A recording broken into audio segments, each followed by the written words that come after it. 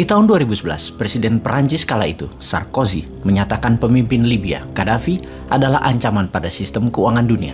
Juga dalam email Hillary Clinton yang dibocorkan Rusia kepada dunia, terdapat data bahwa bulan April 2011, Gaddafi punya 143 ton emas yang akan digunakan sebagai Pan-African currency berdasarkan dinar emas. Ini adalah bibit melawan hegemoni Francophone. Afrika currency alternatif lain dari franc Perancis juga menantang dolar. Inilah yang membuat Sarkozy murka karena franc, mata uang Prancis, adalah mata uang kedua di Afrika yang dipakai untuk berhutang dan mengikat negara Afrika tetap takluk pada Prancis. Prancis menjadi pendukung utama Amerika yang menumbangkan Gaddafi, yang mana Gaddafi akan menumbangkan Francophone di Afrika. Apapun tindakan negara barat tidak ada hubungannya dengan rasa kemanusiaan. Nggak ada HAM di kepala mereka. Yang ada hanya kekuasaan, minyak bumi, dan currency. Gaddafi yang berencana selama 10 tahunan ke depan sejak dirinya menjadi orang nomor 1 di Pan-Africa Country di tahun 2023. Rencananya, Afrika akan bebas merdeka berdaulat penuh. Afrika financially akan bebas dari jeratan dolar, juga dari franc, akan bisa membiayai dirinya sendiri sejak tahun 2023 ke atas. Demikian dikatakan di tahun 2011 sebelum dirinya ditumbangkan. Ada hal yang menarik lagi, yaitu Libya berhasil menghijaukan gurun dan membuat ribuan hektar tanaman pangan berproduksi dan berhasil membuat sungai dan danau buatan yang mengairi gurun dan lahan kering. Dunia barat tidak mau mengenalkannya. Apa yang dilakukan kemudian ketika invasi ke Libya? Bukan hanya membunuh Gaddafi, tapi menghancurkan semua infrastruktur danau buatan tersebut. Sumber airnya dan sungai yang bisa menghidupkan pangan Afrika semua dibom, diratakan dan ditutup beritanya. Afrika harus tetap bergantung kepada Barat. Jadi Gaddafi harus dieksekusi karena membahayakan global financial system dan akan membuat Afrika berdaulat. Dan itu tidak boleh. Sahabat, apakah kita akan mendiamkan negara Afrika susah selamanya? Apakah kita akan membuat negara dunia ketiga seperti negara kita ini akan terus bergantung pada kekuatan barat, dana asing yang belum juga saat ini membuat Indonesia berdaulat, makmur, kuat, dan sehat? Kita belajar dari Tiongkok yang masuk pakai pendekatan ekonomi dan melihat apa yang Rusia lakukan. Juga melihat Amerika dari sisi dalam. Amerika sekarang bukan apa yang kita bayangkan 20 tahun yang lalu. Amerika sekarang juga bukan negara seperti apa yang kita bayangkan 10 tahun yang lalu. Amerika beda sekarang. Amerika sekarang lebih lemah, lebih rusak sistem kemasyarakatannya. Dan di dunia hanya kuat di sisi pencitraan. Dalamnya Amerika mulai kopong. Amerika 2030 lebih parah lagi. Masyarakat Amerika itu 43% kegemukan, tukang makan, tidak sehat. Dan biaya ketidaksehatan Amerika itu 1,5 triliun dolar. Bangsa Amerika itu bangsa yang sakit dalam arti sebenarnya. Tingkat kejahatan di Amerika di dalam negeri saat ini tertinggi dalam sejarah Amerika. Violent karena drug, karena kepemilikan kesenjataan saat ini sudah di level parah. Sebagian masyarakat Amerika mungkin bangga banget dengan American Second Amendment atau amandemen kedua Amerika yang memperbolehkan mereka punya senjata atau firearm.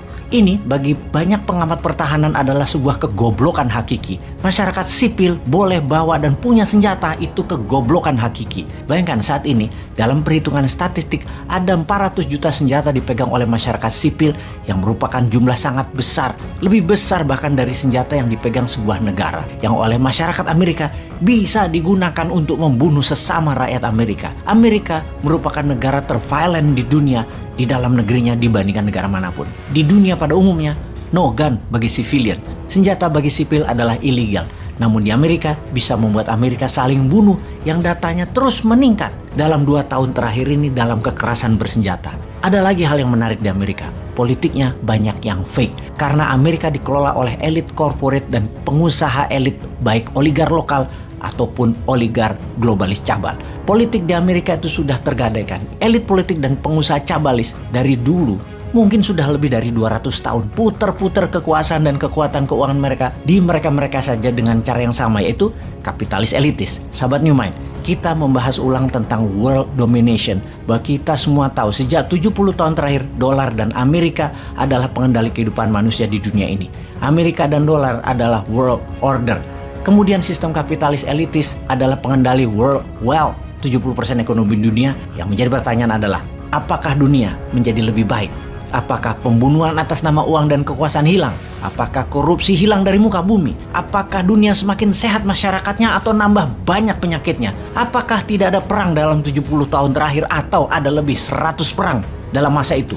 Apakah jarak orang kaya dan miskin semakin mendekat atau semakin melebar jauh? Apakah iklim cuaca dunia semakin friendly atau semakin parah dan merusak lingkungan? Banyak hal yang tumbuh, banyak hal yang baru yang canggih. Apakah membuat manusia menjadi lebih baik atau menjadi serigala yang memangsa sesama manusia? Manusia semakin buas terhadap satu dengan yang lainnya.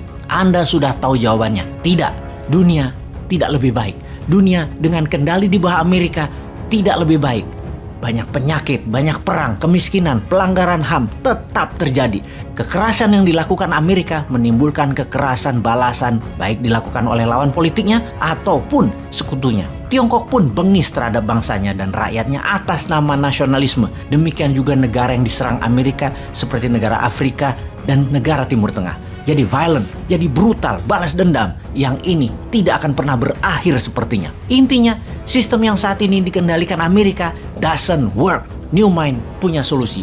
New Mind punya konsep. New Mind bukan konfrontasi. New Mind kolaborasi. New Mind itu adalah alternatif. Dimulai dengan 2 gerakan ekonomi secara perlahan yang dilakukan oleh New Mind adalah gold payment system dan uang beredar di bawah, alias bawah dukung bawah. Dengan urun dana ala Koleganza, bottom of pyramid saling dukung, saling beli, saling invest. Dan kita tidak membalas dendam dengan kekerasan. Kita melakukannya dengan elegan. Kita buktikan di tahun 2024 semua itu terjadi.